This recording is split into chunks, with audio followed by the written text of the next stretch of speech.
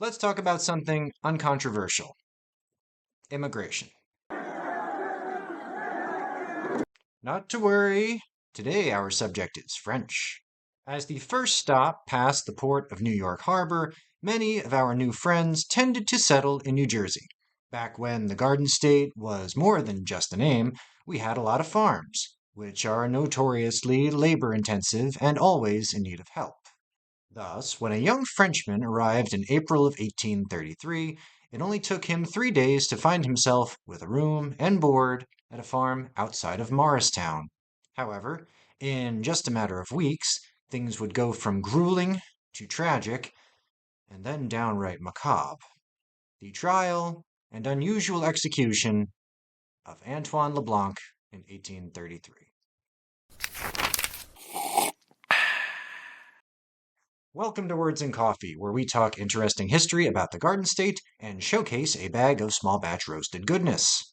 Today's brew is Blazing Brew by Axe and Ammo, and the history is the trial and tanning of Antoine Le Blanc, 1833. Let's get to it.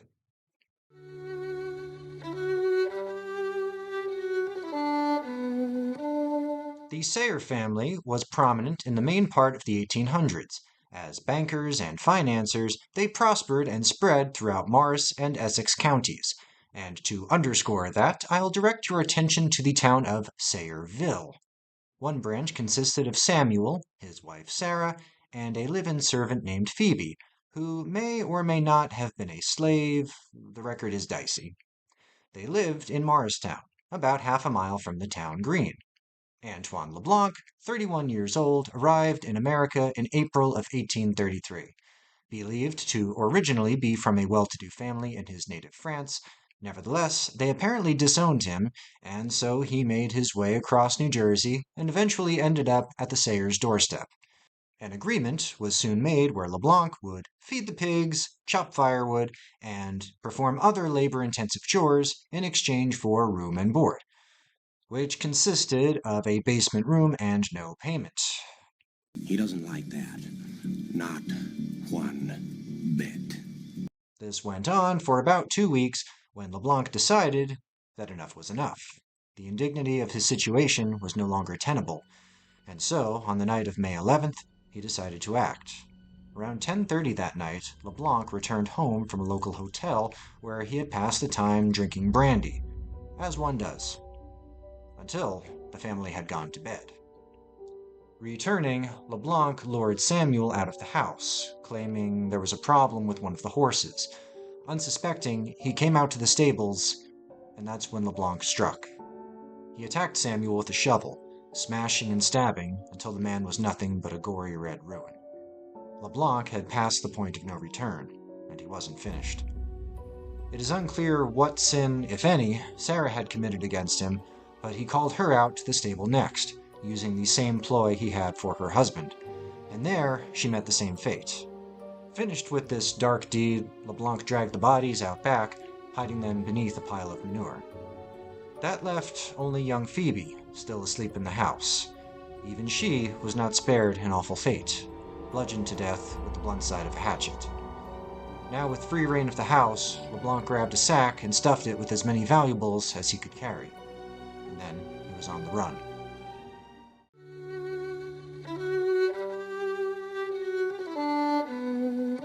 The next morning, Louis Halsey was making his way down the road when he noticed something.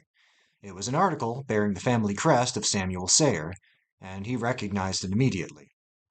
At first confused, he thought perhaps the Sayres had been the victim of a simple robbery, and so he organized the townsfolk to search the house, and they soon discovered the murders. Back on the road, Sheriff Ludlow went looking for the perp, and continuing down the road, he soon realized there was more than one article on the ground. And sometime after that, he found another. And another. Ooh, a piece of candy. Ooh, a piece of candy. Ooh, a piece of candy. You probably see where this is going.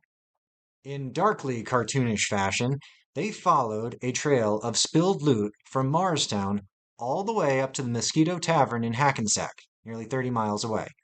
Apparently, LeBlanc's plan was to get to New York City, board the next ship for Germany, and get out of Dodge before anyone was the wiser. Might have gotten away with it, too. If it wasn't for these blasted kids and their dogs. After being captured, he was promptly returned to Morristown, where a swift and speedy trial was held. There was never really any doubt over his guilt, and he eventually confessed after the jury returned a guilty verdict. Then at midday on September the 6th, 1833, before an estimated crowd of 12,000 people, LeBlanc was executed on the Morristown Green. Using a quote-unquote modern gallows, spoiler, different isn't always better. Instead of a traditional short drop and sudden stop, a counterweight was instead held up by a secondary rope, which was then cut, thus hauling the victim up into the air. In a small stroke of poetic justice, or perhaps the authorities just did it for the lulz, the same hatchet that had been used to murder poor Phoebe was used to cut this rope. This was the last public execution on the Green. After that, they tried to dial back the spectacle and maintain a certain level of dignity to the proceedings. And that's it. That's the LeBlanc murders of 1833. Except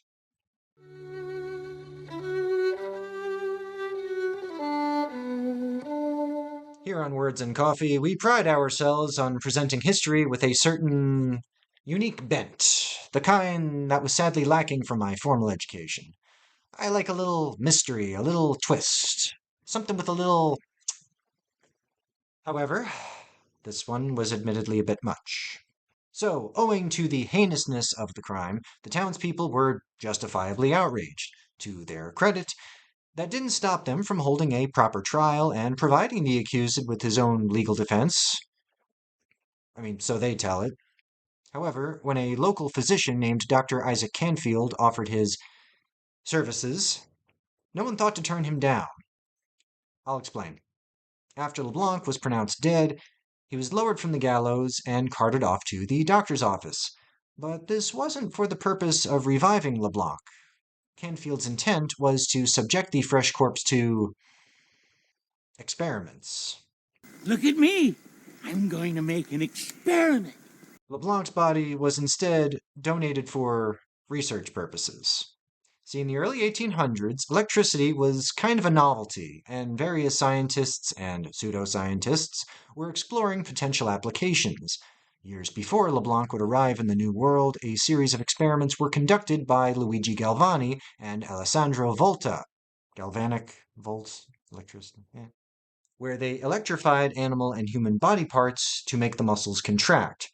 This was also the environment in which Mary Shelley wrote Frankenstein, by the way. At first, they didn't quite understand the concept of brain death and thought a human being might be resurrected in this way. In a way, that turned out to be true, but there's a big difference between a defibrillator and what they were doing here. Regardless, by the time Dr. Isaac Canfield got his hands on LeBlanc's fresh corpse with the intent to replicate these experiments, it was pretty much understood that he wasn't going to accomplish much. Indeed, this was pretty much the medical equivalent of hold my beer. And in applying voltage from a battery that probably looked like this, Canfield only succeeded in making LeBlanc's body perform a dance macabre. But he wore a coat and took notes while he did it, so it meets the colloquial definition for science. However, it's what happened next that bumps this from a strong 7 to an 8. Maybe a 9. After Canfield succeeded in making LeBlanc's eyes roll around and pulled his cheeks into a smile, creepy, the corpse was then transported to Mr. Otno on Washington Street. And if you are squeamish at all, this is the part of the video where I invite you to skip to the end. Mr. Otno was a tanner by trade, and soon went to work on his fresh stock. A rotund individual, LeBlanc provided enough skin to make several wallets, a lampshade, purses, and book jackets. Ed Gein called. He wondered if you could tone it down a little bit. Strips of skin were even sold on the street, personally signed by Sheriff Ludlow as, quote, authentic articles. All right. Whoa. Understandably, after the people of Morristown got their heads back on and had kind of a sober, crystallizing moment, they realized they may have gone too far. Thus, the incident was all hush-hush for many years. Like, no, we didn't give the serial killer treatment to that prisoner. What are you talking about? And for many years, the story was relegated to the status of legend. Until Halloween night, 1995, a discovery was made in the home of Carl Scherzer, the plaster death mask that was taken of Antoine Le Blanc the day he was executed, along with a small wallet encased in glass and purporting to be made from the man of the hour. The death mask also revealed that LeBlanc's ears had been clipped, corroborating much of the story. Credit to Weird New Jersey magazine. Thus, the stuff of legend came to be a rather gruesome historical reality. It all serves as a grim reminder to be careful of who you invite into your home, to treat others fairly, and beware when doctors and government are in bed with each other. That'll about do it for me. If you stuck with me this far, thank you so much for watching. Sources in the description. As always, this has been Words and Coffee. Until next time.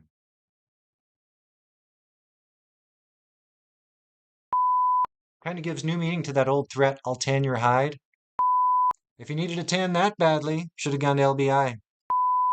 You might say he was French fried? Wait. So their names were Sammy and Sarah Sayre? Try saying that 5 times fast.